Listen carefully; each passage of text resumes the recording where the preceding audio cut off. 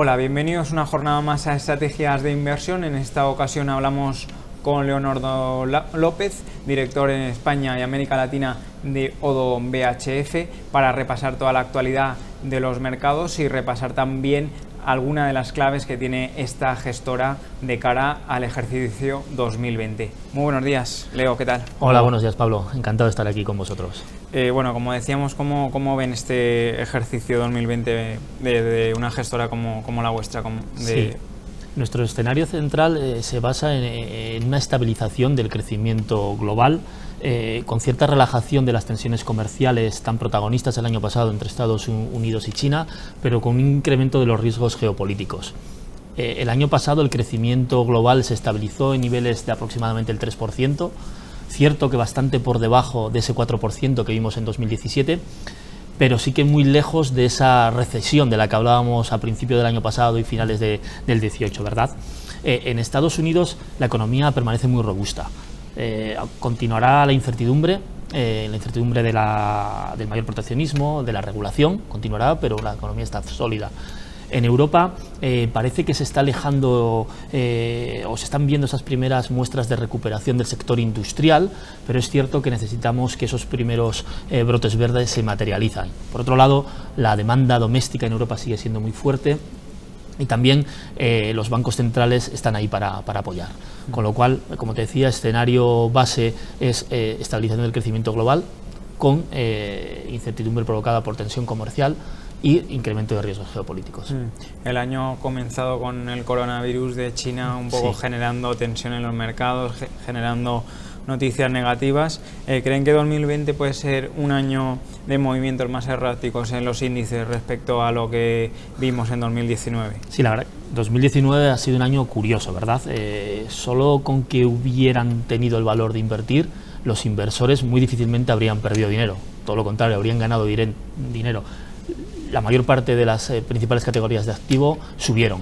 Pero lo curioso es que con rentabilidades de doble dígito en las principales bolsas vimos salidas continuadas de dinero de los mercados bursátiles. Con lo cual estuvo bastante revuelto y probablemente por el tema político. Por tanto, volviendo a tu pregunta, sí creo que este año tal vez el comportamiento vaya a ser más errático. ¿Qué va a hacer que ese movimiento sea más disperso? Se llamará coronavirus, se llamará X, habrá acontecimientos que tal vez nos permita ver mayor volatilidad y mayor discrepancia entre índices. ¿Qué herramientas tienen los inversores para intentar minimizar estos movimientos que se producen con relativa frecuencia en los mercados? Pues no voy a ser especialmente sofisticado aquí, se me ocurren algunas clásicas, viejas conocidas, y por otro lado hay mucho sentido común. Si bien es cierto que el común es el menos común de los sentidos, ¿cierto? Se me ocurren tres. Por un lado, perspectiva. Hagámonos la pregunta: ¿para qué invertimos? ¿Invertimos para las vacaciones del próximo verano? ¿Invertimos para pagar la universidad de nuestros hijos? ¿Invertimos para nuestra jubilación?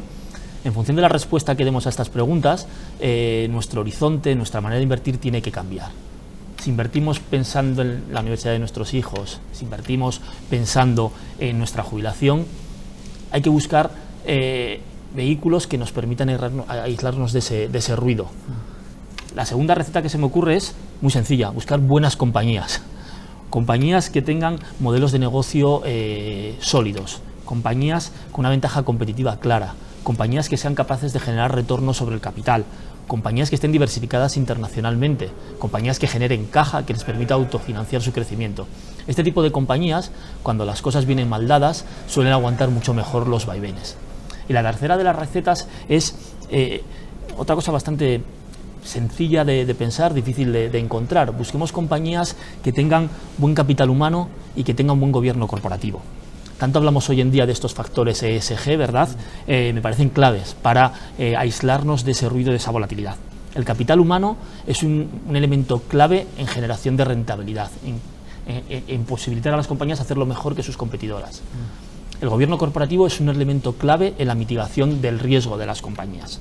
Hemos hecho un análisis en los últimos 3 años, hemos mirado a las compañías europeas con mejor talento humano, aquellas compañías que tienen mejores equipos directivos, y las hemos comparado contra aquellas que tienen peores. La realidad es que estas compañías en los últimos 3 años han generado de media una rentabilidad de 26,6%, frente a un 10% del stock 600 y un 4,5% de aquellas compañías con peor talento humano, de acuerdo a nuestros criterios, con lo que hay una diferencia de rentabilidad clara. Y si miramos al gobierno corporativo, este mismo estudio nos arroja que aquellas compañías con mejor gobierno corporativo tienen 2 puntos menos de volatilidad que las compañías del stock 600 y 2,2 puntos menos de volatilidad que las compañías con peor gobierno corporativo o gobierno corporativo más pobre. Con lo cual, recetas muy sencillas que conocemos, pero que a veces con el ruido, con los vaivenes, se nos olvida mirar. Repito, tomemos perspectiva, pensemos para qué invertimos. Segundo, busquemos buenas compañías que tengan buen talento humano y buen gobierno corporativo. Hablan de ese talento corporativo. ¿Cuál es el posicionamiento que mantienen en renta variable en este momento de cara a 2020? Sí, de acuerdo con los criterios tradicionales, como puede ser el ratio precio-beneficio o el Pearl-Shiller, la bolsa americana presentan valoraciones muy elevadas, por lo que no le vemos mucho potencial alcista desde estos niveles. En consecuencia, en términos relativos, preferimos Europa. Y en concreto, en Europa preferimos los valores de pequeña y mediana capitalización. Las acciones growth y de calidad han corrido mucho en los últimos años y claramente en 2019, por lo que tal vez sea momento de empezar a mirar, aunque sea de manera táctica, aquellas acciones calificadas como value. No obstante, de manera estratégica seguimos teniendo mucha confianza en la calidad. ¿Por qué creen que es un momento de estar en el segmento de pequeñas y medianas empresas? Mira, pues las pequeñas y medianas compañías ofrecen un mayor potencial de revalorización que las large caps. Y nos podemos encontrar casos concretos, como pueden ser las pequeñas compañías francesas que se han quedado muy rezagadas respecto a sus peers europeos. En el caso de las medianas compañías, nos parece un segmento muy atractivo y donde en la bolsa europea se pueden encontrar oportunidades muy interesantes. Son compañías ya establecidas, compañías con alto potencial de crecimiento y con mayor visibilidad sobre sus líneas de negocio. Compañías más grandes, más maduras, mejor preparadas para afrontar un accidente.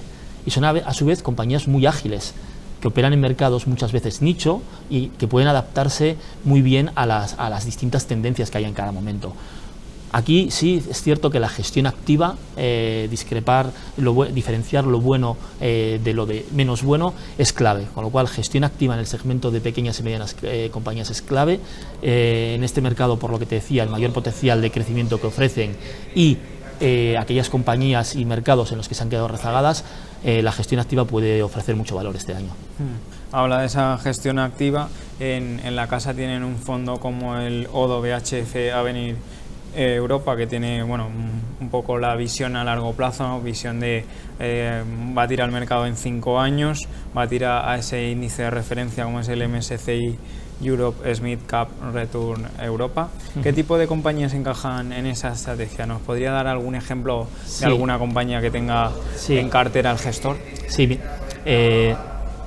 cuando este equipo empezó a gestionar esta estrategia en el año 2003, no les preocupaba tanto el tamaño de la compañía, la capitalización de la compañía, sino como la necesidad de buscar compañías que fueran capaces de hacerlo mejor que sus competidores y en general mejor que los mercados de capital a nivel global.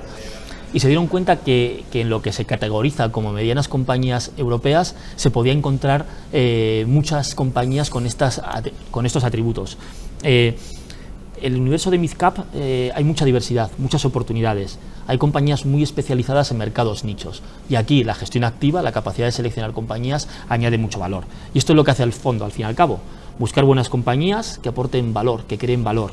Compañías diversificadas internacionalmente, compañías que tengan algo que les haga diferente a sus competidores, compañías que generen alto retorno sobre el capital, sin duda mayor que el capital invertido, compañías que generen caja, que les vaya a permitir autofinanciarse incluso en momentos de incertidumbre. Y luego buscan compañías como te decía antes, compañías con buen talento humano y compañías con buen gobierno corporativo. Es un fondo con mucho track record, como te decía, el actual equipo gestor lo gestiona desde el año 2003, siguiendo estos criterios sencillos de entender, difíciles de identificar las oportunidades, ¿verdad?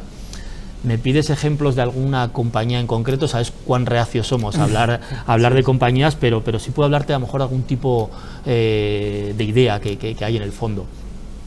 Una tendencia que vemos en los últimos años es que cada vez volamos más, sin duda cada vez nos desplazamos más a nivel global. Una manera de jugar esta tendencia podría ser comprar aerolíneas.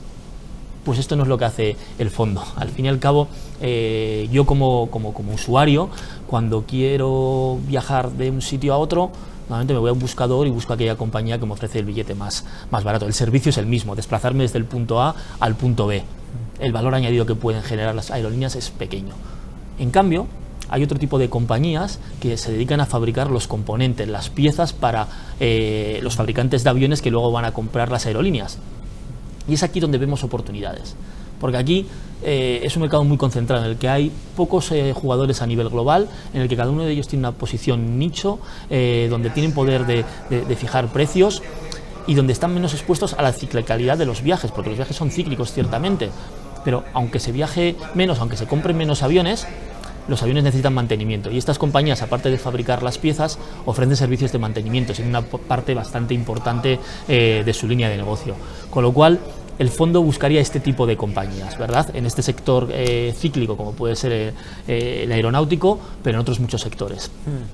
El fondo, como decíamos, tiene esa visión a largo plazo, esa vocación de batir al mercado en los próximos 5 años. ¿Han conseguido el objetivo de retorno en estos últimos años? Pues me alegra que me hagas esta pregunta porque sí, efectivamente sí.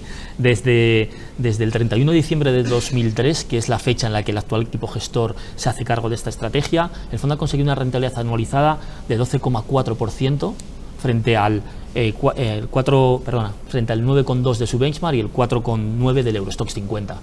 En los últimos 5 años naturales, el fondo ha sido capaz de batir al benchmark en todos y cada uno de ellos en entornos relativamente diferentes. Pero del fondo destaco sobre todo no solo su capacidad de batir a los mercados, sino su consistencia. No pretendemos, o este fondo no pretende tener la mejor rentabilidad en un periodo determinado, sino que lo que pretende es situarse en el plazo medio, 3-5 años, entre los mejores fondos de su categoría. Pues con todas estas ideas nos quedamos. Muchas gracias, Leonardo López, por estar con nosotros y hasta otra ocasión. Un placer, muchas gracias. Ustedes pueden seguir informados de toda la actualidad de la bolsa y los mercados en estrategiasdeinversión.com. Muchas gracias.